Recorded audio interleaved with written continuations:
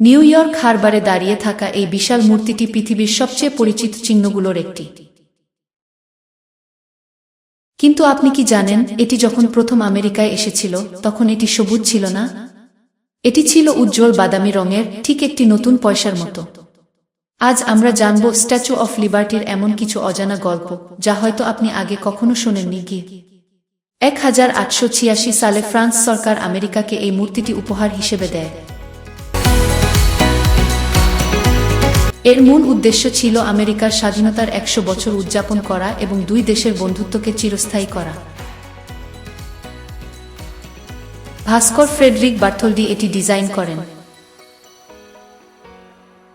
তবে মজার ব্যাপার হলো, এটি ফ্রান্সে তৈরি করে 350টি টুকরো করে জাহাজে করে আমেরিকায় পাঠানো হয়েছিল।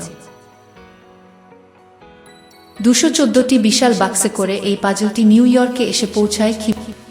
মূর্তিটি বাইরে থেকে দেখতে যতটা সুন্দর, এর ভেতরটা ততটাই শক্তিশালী। এর ভেতরের লোহার কঙ্কালটি তৈরি করেছিলেন গুস্তাভ এফেল, যিনি প্যারিসের বিখ্যাত এফেল টাওয়ার বানিয়েছিলেন। তিনি এমনভাবে এটি ডিজাইন করেছিলেন যাতে সমুদ্রের প্রচণ্ড বাতাসেও মূর্তিটি 3 ইঞ্চি পর্যন্ত দুলতে পারে কিন্তু ভেঙে না পড়ে। মূর্তির বাইরের তামার আস্তরণটি মাত্র 2 ফুট কি 4 মিলিমিটার পুরু, যা দুটি কয়েন একসাথে রাখলে যতটা হয় ঠিক ততটুকু। আমরা অনেকেই মূর্তির হাতের মশালটি দেখি, যা জ্ঞানের প্রতীক। কিন্তু এর পায়ে কি আছে খেয়াল করেছেন?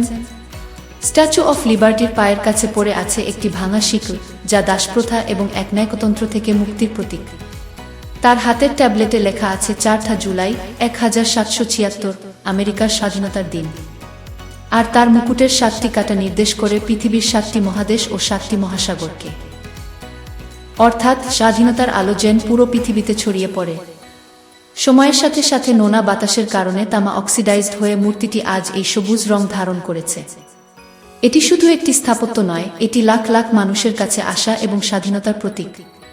আপনার কি মনে হয় এই মূর্তির কোন তথ্যটি সবচেয়ে অবাক করার মতো? কমেন্টে জানান। ভিডিওটি ভালো লাগলে লাইক দিন এবং আমাদের পরবর্তী ঐতিহাসিক যাত্রা দেখতে সাবস্ক্রাইব করুন। ধন্যবাদ।